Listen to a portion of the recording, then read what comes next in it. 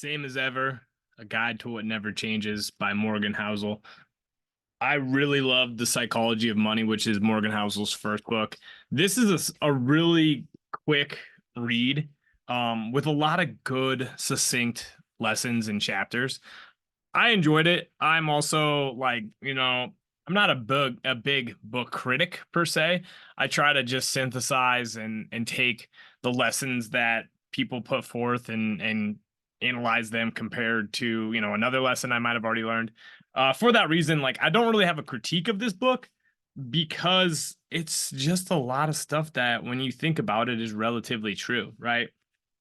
So, you know, A Guide to What Never Changes is basically the invert of like, oh, things are always changing. Like, why? Right. And the reality of it is like human nature hasn't really changed, right? The circumstances and the specific events are changing all the time, but a lot of things just boil down to the fact that we're generally greedy. We have egos. We're emotional creatures, and we hate uncertainty, right? And so, like, there's a lot of things in history that are not the exact same type of event, but they rhyme, right? That's a Mark Twain quote. History doesn't repeat itself, but it rhymes. And you can start to learn from those, timeless reactions that humans have to certain events, right? Some of the biggest lessons that came out of this book for me are the fact that like compounding is one of the greatest things that we, can utilize to become successful. And like compounding your money in your stock portfolio is a really simple and good example of the fact that like if you start investing in your 20s and you just keep investing in like at a moderate level, like it will compound over time, and you will have accumulated a lot of wealth by the time you're, ready for retirement. But you have to start small, or you have to just start, and you have to be able to wait a long amount of time for the compounding to affect, right? Um, you know, that's there's also compounding behaviors that if we ritualistically follow, good things tend to happen. A good example of this is working out. Like if you show up to the gym on a regular basis with the intention to learn and challenge yourself, good things are going to happen. Doesn't mean you're going to turn into a bodybuilder. It doesn't mean you're going to turn into an incredible athlete. It definitely increases your chances just because you're showing up and putting forth work, but it will inevitably have a positive benefit on your overall health, both mental and physically. And it'll probably improve just how you interact with the world, right? The next big thing that is kind of in line with compounding is the fact that bad stuff can happen really quickly, right? Good stuff usually takes time. And this is one of the hardest like lessons to like be really to like help yourself break out of patterns. Like you have to realize that the good stuff you want in life is going to take time, and it can be derailed by like one or two bad decisions. And I think we tend to take credit for good stuff that happens in our life, and some of it's just time, effort, and a little bit of luck. But we tend to cast off bad decisions or bad events as not our fault. When in reality, like we should probably still stake or take ownership of the aspects of it that were our responsibility.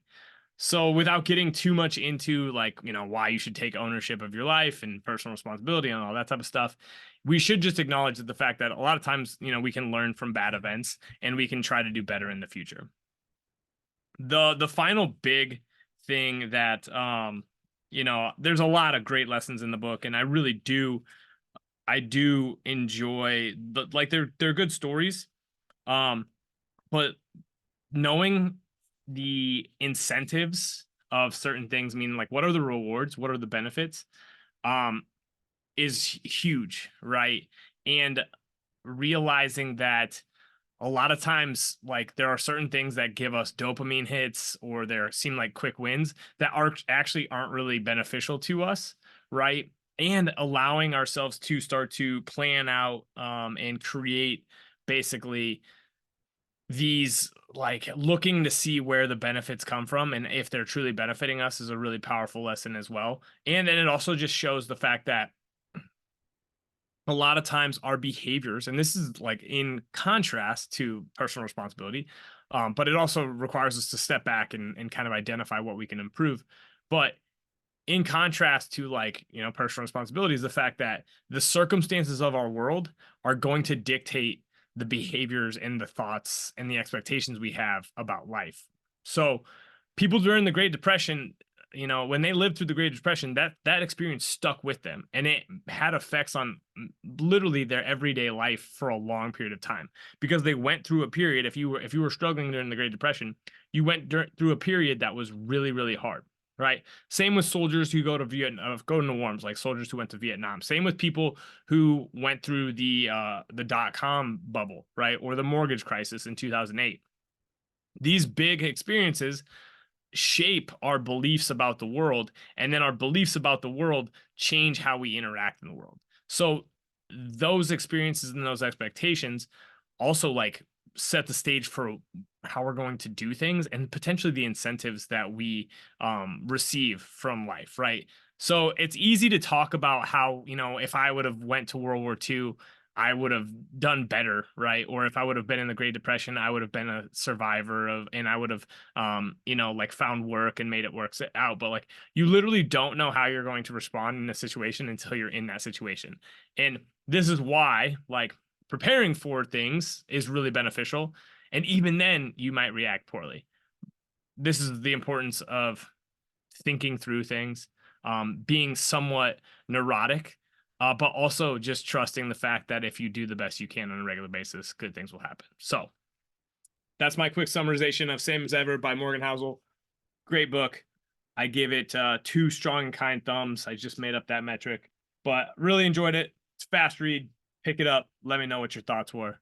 Appreciate it.